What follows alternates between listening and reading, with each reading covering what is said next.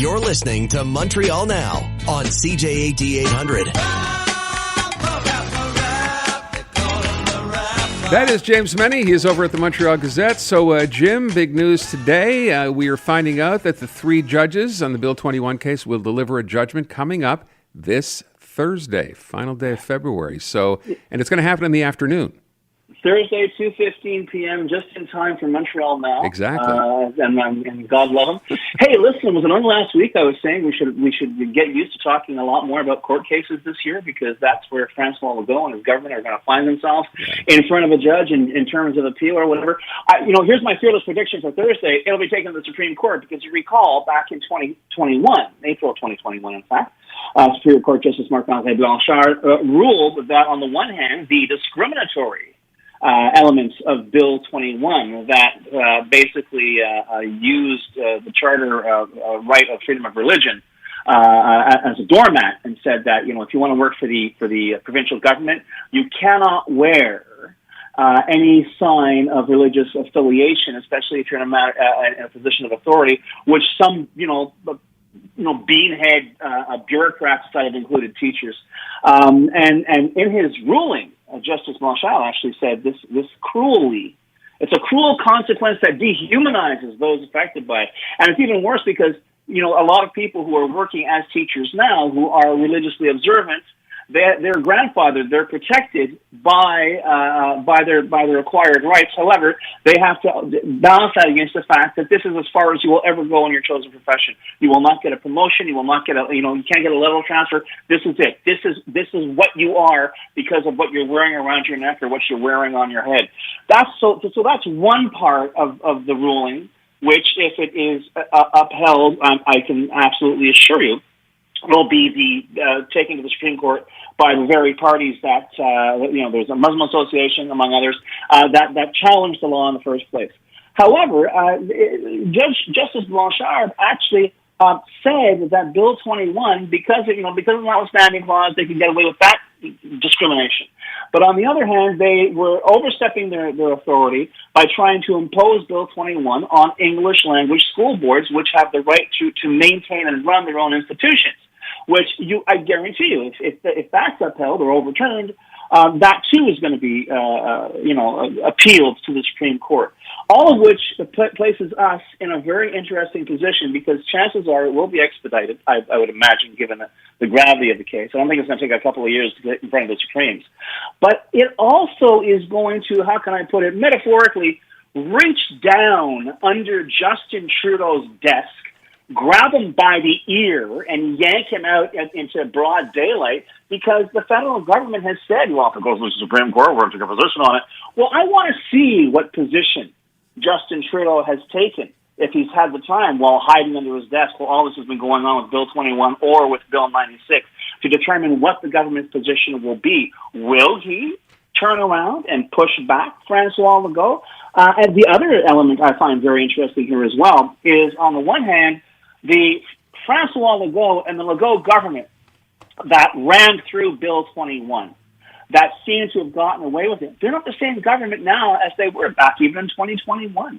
You have to ask yourself if your average Quebecer still has enough faith in Francois Legault's self-appointed role as protector of the Quebec nation, that this particular decision is going to, how can I put it, rehabilitate Mr. Legault's image with Quebec voters, or if it's just going to be lumped in with all the other distracting nonsense that he's been doing over the past at least 2 years, and that have led to him and his parties just taking a stupid dive in the polls.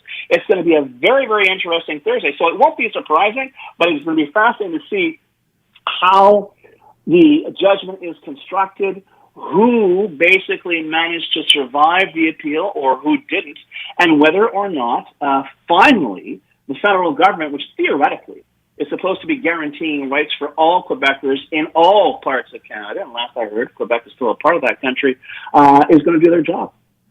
So either way, however the ruling goes, it's going to end up in the Supreme Court one way or the other. Okay. Yep. Whether it's the Quebec government doing it or any of the groups challenging this, it's going to end up there. Or maybe even both. Right. They may end up with both having grounds to take it to appeal.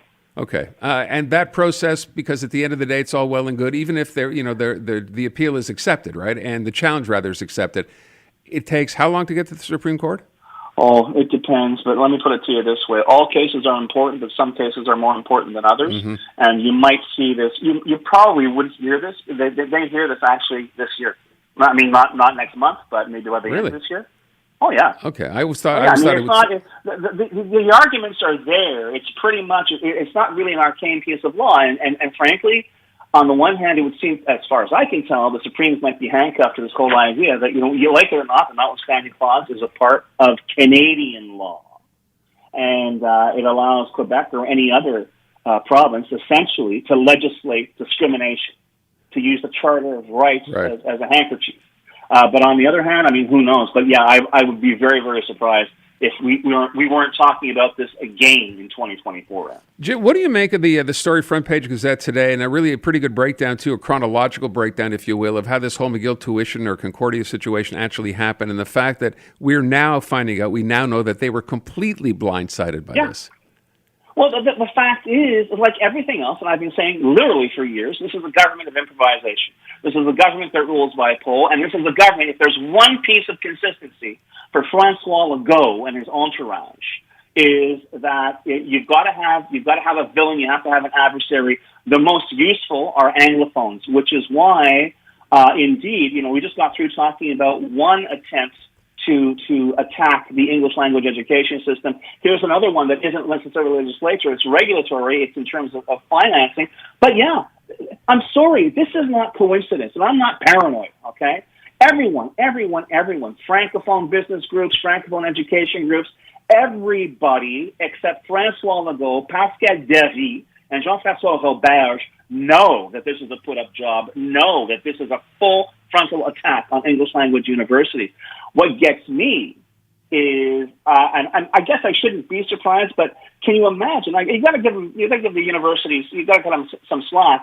Did you really think that the government would go this far with this specious an argument, this much of a demonstrable lie that it's going to protect the French language, or it's going to even a financing for higher education in Quebec? Both of them have been shown to be flat-out falsehoods. So, but on the other hand, I think if there's one lesson everyone should take away from this, don't put anything past this government. They've only got 2 years left, and with each passing month, they're going to become more desperate to try and get another term. So God knows, the university's got blindsided this time. Who knows who they're going to go after next? But I hate to say it, but they are going to go after somebody next. Jim, before I let you go, because I'm going to go back to this question we started the show with today.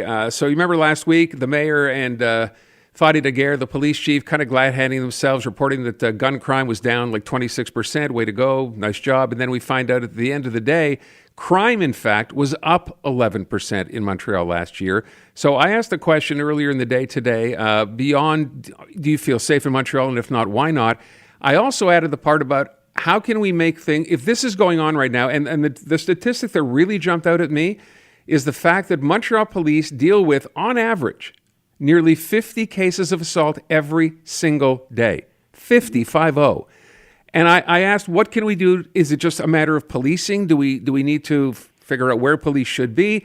And then I said, is it time to consider, what was tried and true and seemed to work back in the day, of having police walk the beats? Now, you've been around long enough. You remember that kind of stuff, right? When police were out there on the street and talking to people in neighborhoods. Do you think we have to go back to a time like that to contend with something like this? That's part of it, Aaron. But on the other hand, what we've learned, I think, is get them while they're young. The issue is you got to get these kids. And I'm sorry that. Every morning I go into work, I'm a breaking news editor. Every morning someone got stabbed. Every morning someone got shot or shot at. Every morning someone got the hell kicked out of them. This is not happening in a vacuum, and it's not happening out of nowhere. But I think by and large, as a society, we're not necessarily becoming more violent, but we're becoming more inured to violence. And I think that the first thing that has to be done, so it's a two-pronged approach. Yes, I think more of a presence is necessary. But I also think to a certain extent they have really, and I'm not blaming teachers here, but the education system has to understand It's up to you to try and nip this in the bud before it gets carried away. And we're seeing how in many schools we're seeing an increase in the number of violent incidents there.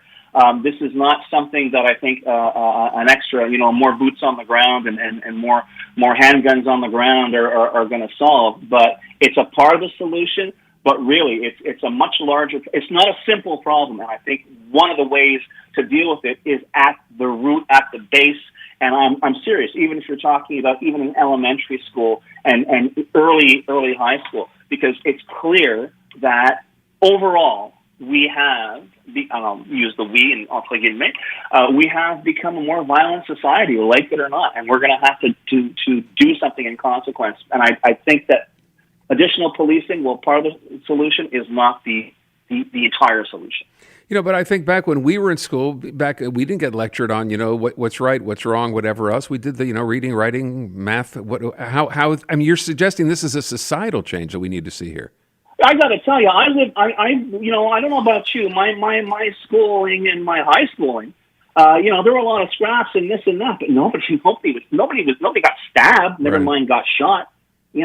A lot of people got their faces rearranged and whatever, and there were fights and there were brawls, and some of it was sort of semi-organized, Aaron. But to see what's happening in schools now in terms of people either carrying guns or feeling they have to carry a weapon for their own protection, something fundamental has changed, and it's not just a matter of having more cops on the street. It's an issue that we have to take a look at. And I'm very sorry, I don't want to sound like a broken record here, Aaron, but the fact is when you have a government that is completely adversarial, that is completely looking for a villain, a bad guy, I don't see how that doesn't trickle down in society as well, where everything is an argument, everything's got a villain, and that villain's got to be defeated. I'm very sorry. That's not a very good way to run a society. James MENNIE at the Montreal Gazette. Thank you, Jim. Matt.